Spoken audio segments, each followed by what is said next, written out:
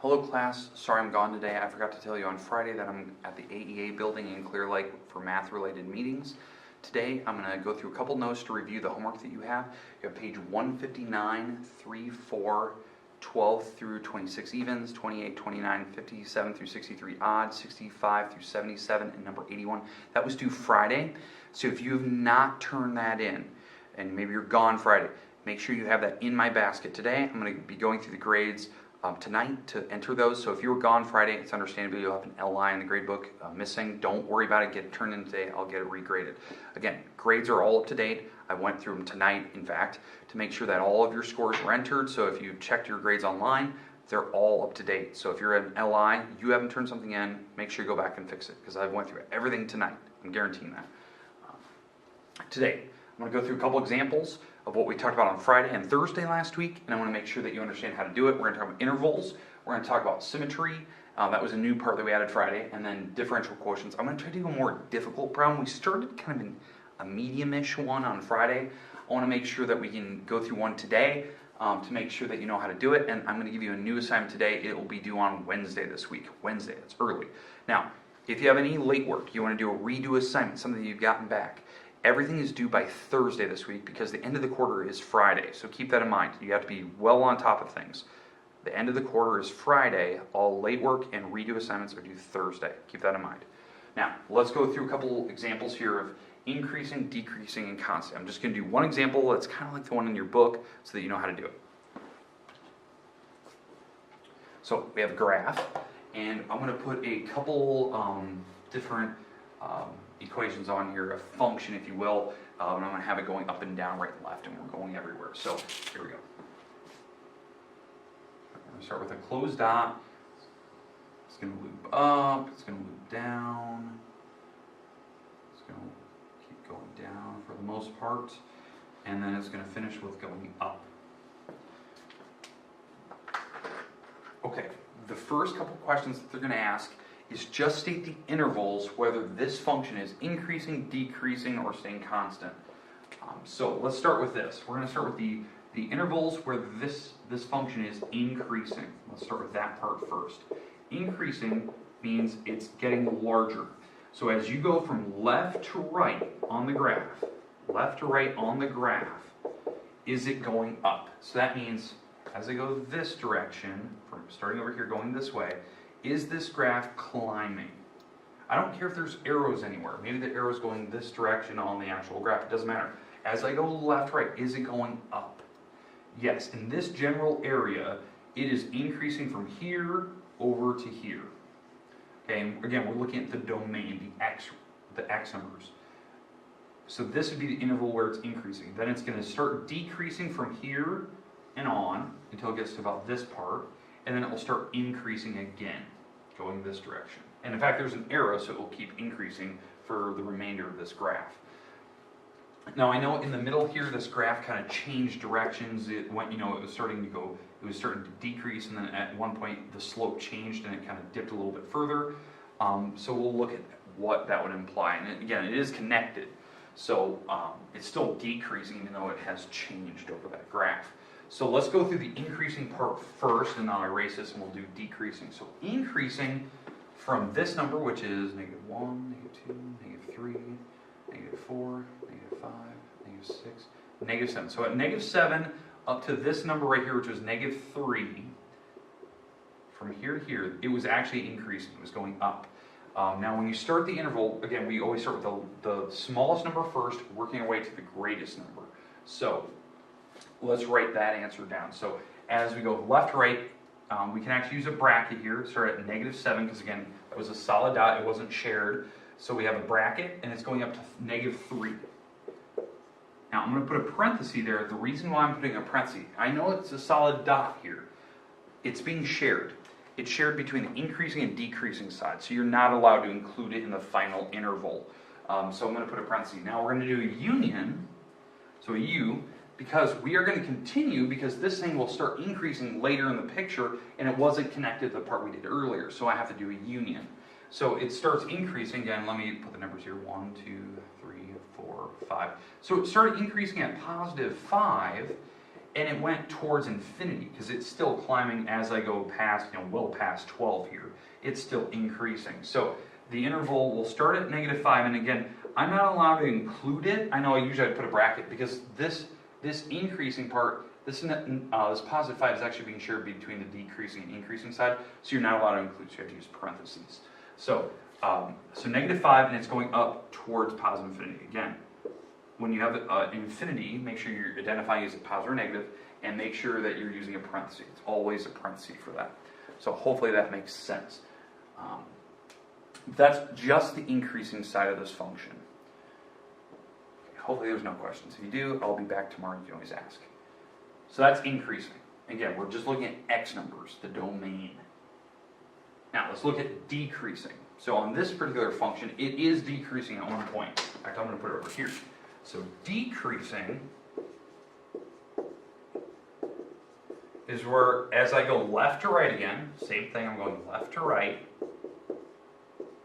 is this function getting smaller? Like, are the values of the y numbers going down? And it is. It is actually starting to decrease here at -3 up to +5, and then it switches. In fact, I had it labeled up here. Now, when we start this, -3 was actually shared between the increasing and decreasing side, so I'm going to use a parenthesis, so -3, and then it's going up to +5. And I'll put a parenthesis there because, again, +5 is actually shared between the increasing and decreasing side. Now, I know it changed slope at one point, it kind of took maybe a more steep decline, I should say. It doesn't matter. It decreased the entire time over the function in between -3 to 5. So I don't have to break it up and do a union. It was actually continuous the whole time. There was no break in the graph. We only do unions when there's separation in graphs. So this would be the decreasing interval. And again, we're using x numbers. Constant is when it levels off, it zeroes out, it flattens. On this particular function, I didn't include any constants. I just wanted to focus on increasing, decreasing. Constants when it levels off, and you can look for that. The big thing I'm going to be checking for in this homework, are you using brackets and parentheses correctly? Are you doing unions when you need to? And do you know when you're sharing numbers? So that's something that, definitely check the back of the book. I try to throw in a couple odds every now and then so you can see how the back of the book does it. I prefer interval notation. We're using parentheses and brackets. It's definitely faster than set builder notation. It's just the one I prefer. It's the one that the book uses, and when you go to a calculus class, that's the one that they prefer. It's easier, it's simple. Hopefully this makes sense. You're going to have a couple of these today. I'll sign them here in a little bit. I'll put it on the board, so hopefully that makes sense to you. All right, let's move on. Let's go on to symmetry.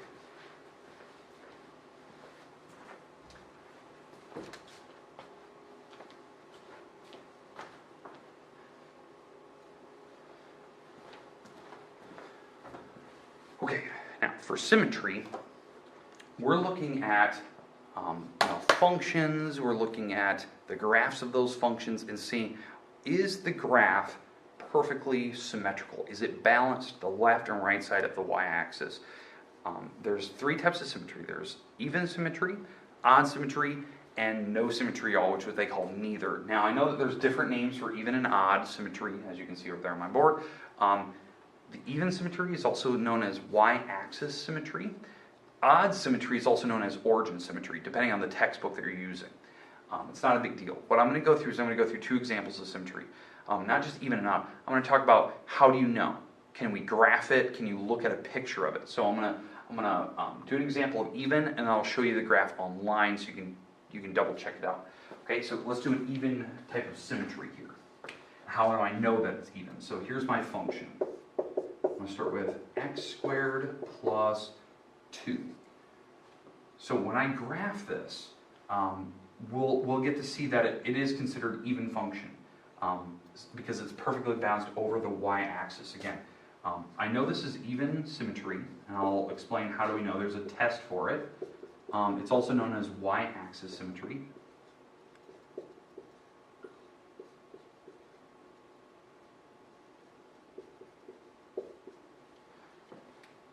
The test that we do doesn't rely that you graph it. It relies that you plug in a negative x, so it's called functional substitution. We're going to plug in a value. It's actually taking the function and plugging in a negative x into all the different x locations. So there's only one x in this thing. There's the x that is squared, and then we're going to add a 2 to it. So it's where if there's multiple x's, you take the negative x and plug it into all those locations. And then you just simplify the problem. Well, I'm going to be squaring this object. When you square something, it cancels out the negative signs because even powers cancel out negatives. So this will actually just turn back into x squared because the negative sign will go away. And the plus 2 didn't have anything on it, so it just stays a positive 2. Well, when you look at the final result, this is exactly the same as what we originally started with. It's the exact same function. It never changed. So that is actually considered even function. What it's actually doing is that when you were to plug in normal x numbers, like I should say positive x numbers, this would be your function. This would give you the result. So if I plugged in a 4 squared is 16, and then I had 2, that would be 18. Well, over here, if I were to plug in the exact same number, so let's say 4, but I make it negative 4, I would square it, and that would be 16 again, because negative signs would go away, because negative 4 times negative 4 is 16, and then I add 2. It's the same result. That's why it's considered even symmetry. The numbers would be exactly the same. It didn't matter if you picked like a 5 and a negative 5, the answers would be the same. So if we look at the graph, it will be what they call y-axis symmetry. It's balanced over the y-axis. So in fact, let's graph it right now. I'm going to type it into Google so you can see this. Now again, if you have a graphing calculator, just type that function in the calculator into the grapher program. Okay? So let's type this in here.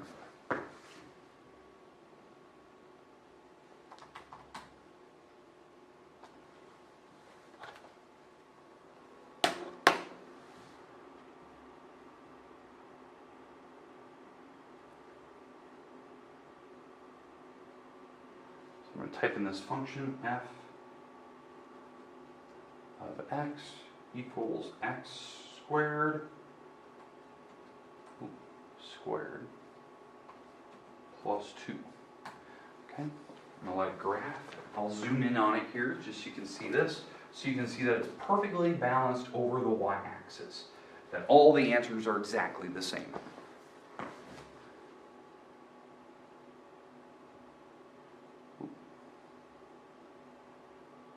There you go. So for x squared plus 2, you can actually see the function up here so you know you typed it right. This is the graph. Over the y-axis, the positive numbers and the negative numbers are exactly the same result. So it didn't matter if I plugged in a 5 here. The answer was going to be, in this range, which I believe is 27. 5 squared is 25 plus 2.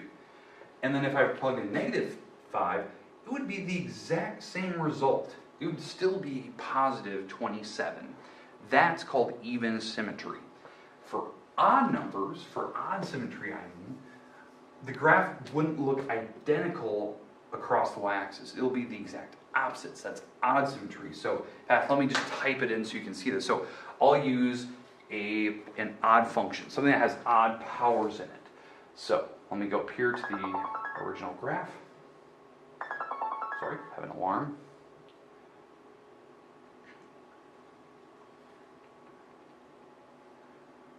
Type in x to the 3rd power plus x to the 5th power. So this function actually has odd powers to it, odd numbers. And that's what would make it an odd function. So that's just kind of a quick check. How do you know before I do the actual check? The test, I should say. As I go to the right and left, the values for the functions are exactly the opposite answers. That's an odd function. So when you graph it, it's kind of easy to see. So if I were to plug in the number 6 into that function, my answer would be positive. I'm going to be taking x to the 3rd power plus, or I should say 6 to the 3rd power plus 6 to the 5th power. It's a very big number. And if I were to plug in negative 6, the same exact number would come out, but it would be a negative number. So it's odd symmetry. It's what they call origin symmetry. It's balanced over the origin. Diagonally. That's how I can kind of check. So one's positive, one's negative. That is perfectly symmetrical. Now if it's neither, or neither, however you want to pronounce that, the graphs won't look the same. In fact, I'm just going to hand draw one so you can kind of see. This is an example of not symmetrical. So a graph that would not be symmetrical, I'm not going to give you a function, I'll give you one here in a second, would be something like this. this function, now it is a function, passed the vertical line test, is not symmetrical because no matter where I'm at across the y-axis or diagonally across the origin, the graph is not the same. It's not perfectly the same number. So if I were to pick, 5 here, 1, 2, 3, 4, 5, this number right here, it may not give me the exact same result on the other side. -1, -2, -3, -4, -5. The answers are not exactly the same. This result was maybe about half versus the number 2 across the axis. They're not perfectly opposites. They're not the exact same number, not symmetrical. Now, you're probably thinking, okay, or that's fine. How do you know whether a function is, even, odd, or neither when you're just looking at the graph? I kind of hinted at it earlier. Well, even functions, I get rid of all my graphs here. Even functions will have even powers to them. So, a function that's considered even, symmetry, the powers are even. Like this. The power on this is a 2, that's the exponent is a 2. The exponent is a 4. The exponent on this one is actually a 0. The x wasn't even there, the variable wasn't on it. 0, 2, and 4 are even, so that's an even symmetry for that type of graph, so if you were to graph it. If it's odd, all the powers would be odd numbers. So maybe power of 3, maybe power of 17. Notice I got rid of the constant in the back, because constant is like +2. Well, that would mean the power is a 0, and that would be considered an even number. You can't mix and match. That's what makes graphs to be neither type of symmetry, because they mix even and odd powers together. So if I were to mix a 6 here with a 17, the graph will not be symmetrical. That's how you know. In fact, let me graph that, just so you can see that one. Hopefully this will show you that it's definitely not symmetric. Let me pull up Google again.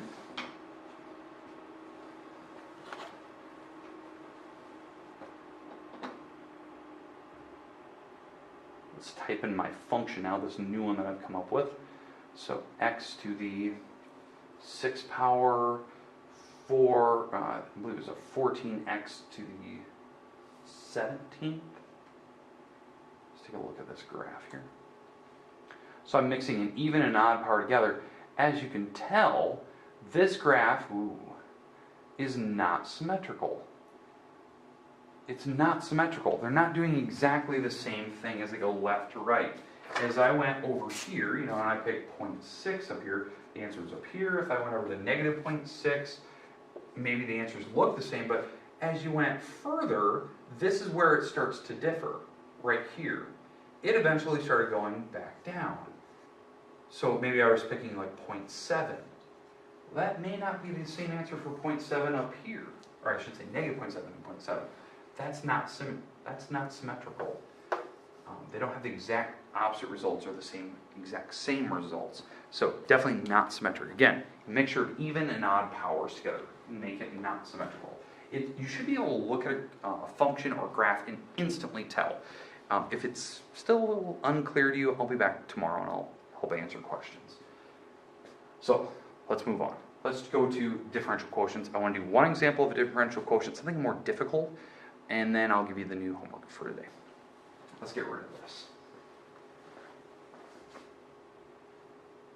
Okay.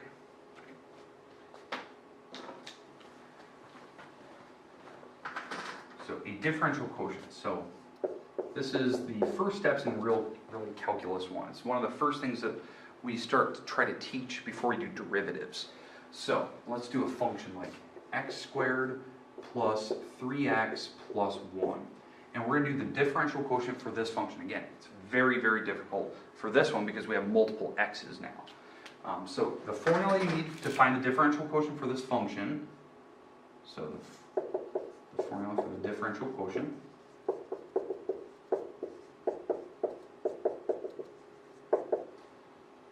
is this. It's f of x plus h. So it's the same function, but we're going to add in a little x plus h into where there's x's. We'll see that. We'll modify this original function here in a little bit.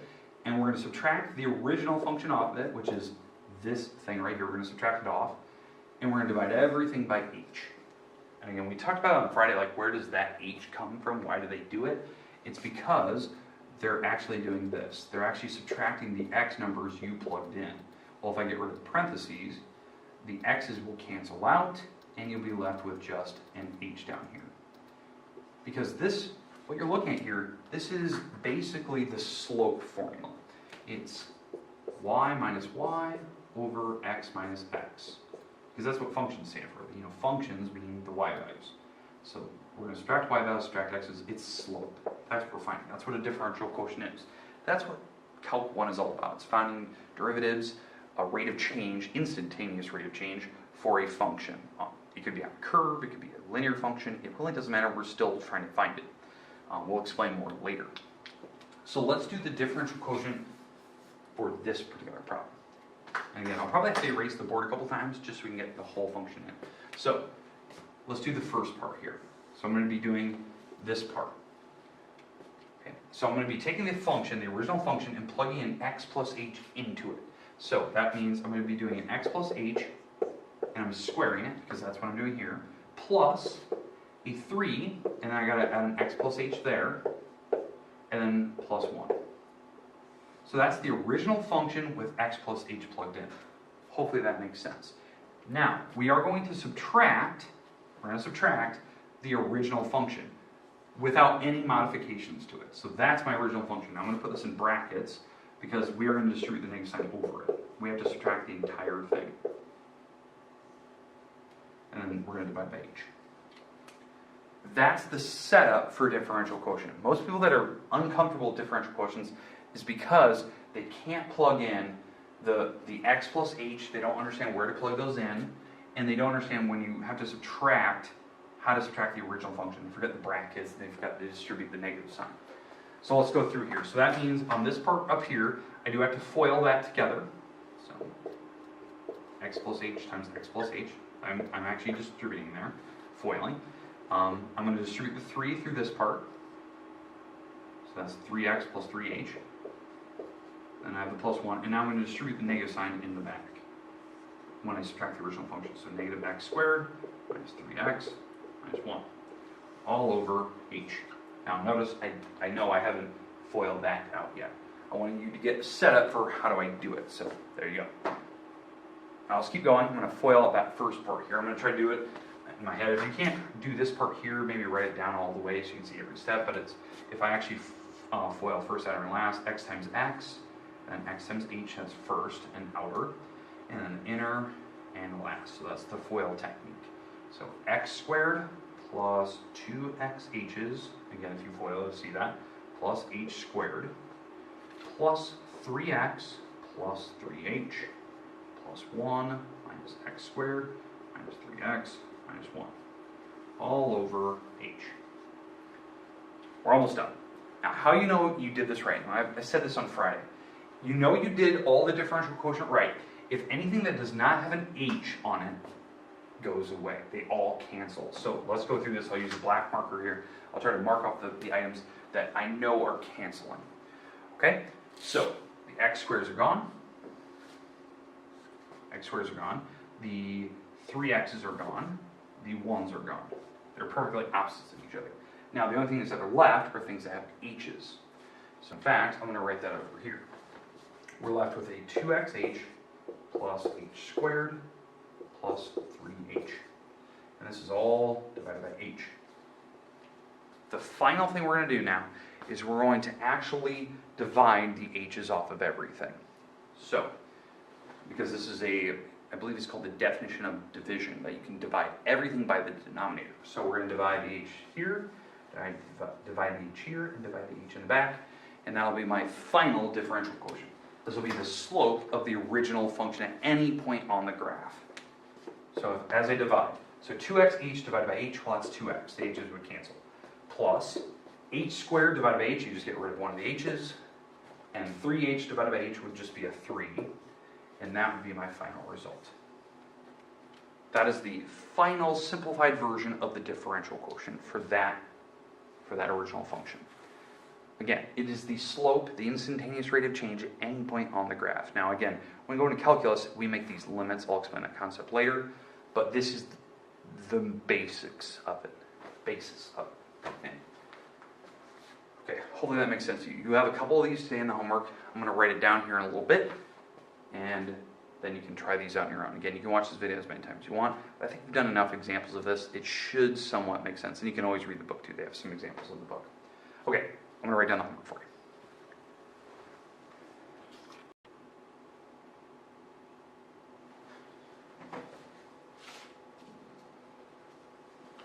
Let's get rid of this.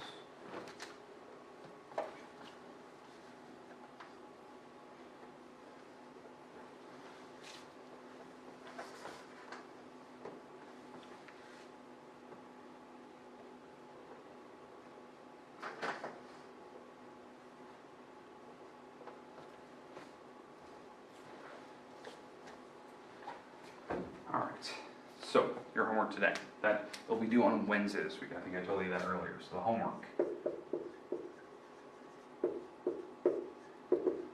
Due Wednesday.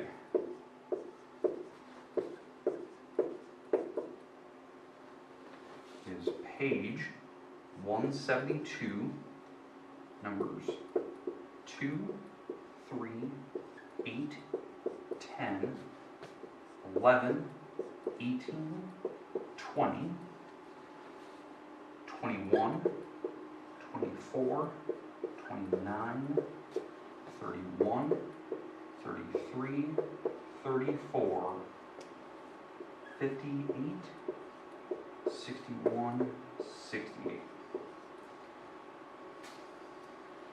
They should be pretty straightforward. The first few, they give you a function, a graph, they ask for what are the intervals of increasing, decreasing, constant.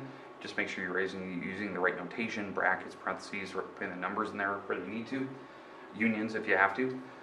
The next couple will ask for the type of symmetry. You're going to do the negative x, plug the negative x in, check is it even or odd or neither. I did an example of that earlier. I apologize for 33 and 34. They're kind of long. They have different parts to them. They'll ask you to evaluate the function. They'll give you a picture and they'll ask you a series of questions after it. Maybe plug in a 2, see what the answer is. Tell me what the maximum of this graph is. Tell me what the interval for increasing is. Apologies. There's a lot of them. It's good practice because it's pretty much everything we're going to be doing on the homework. So it's kind of mixing everything together. Those are great questions. 33 and 34. Definitely pay attention to those. 58, 61, and 68, those are the differential quotients. So those are ones we just did in the board. I think it's pretty straightforward. I apologize again, 33 and 34, they're long, but they're really great practice. They mix kind of everything we've done up until this point together. Definitely pay attention to those. Intent. Okay. Thank you for all your hard work today. Thank you for watching the video. If you have any questions, I'll be back Tuesday. Again, check your grades online, see what you're missing. Everything's due by Thursday this week. This assignment's due Wednesday. Thank you.